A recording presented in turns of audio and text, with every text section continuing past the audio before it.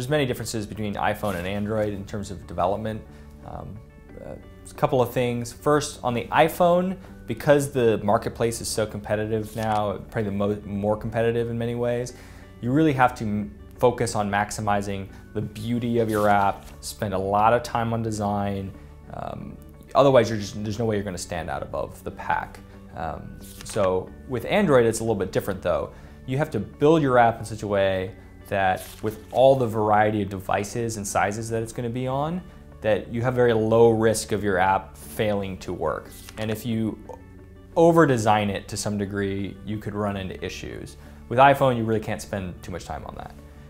iPhone, because of the lag time, which we found to be anywhere up to 2 weeks, I think you really have to have structured releases. You have to be very careful what you release into the wild because you might have a long time before you're able to replace it. You can't iterate quite as fast.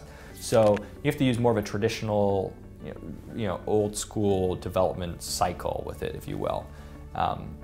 But Android, you can release about as quickly as you can on the web. I probably still wouldn't recommend, doing it quite as fast as maybe you might a web, many times a day release. But that said, you can be much more liberal with your releases.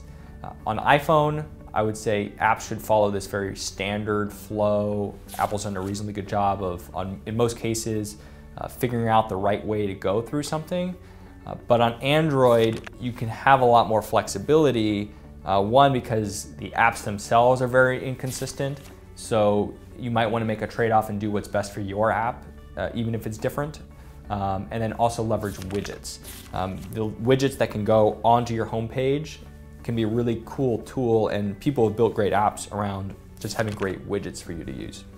So in summary, it's different sets of pros and cons and things to consider on each platform. But on a high level, the iPhone, you really got to go for beauty and consistency. And with Android, you got to try to minimize your risk of things going wrong on the different devices.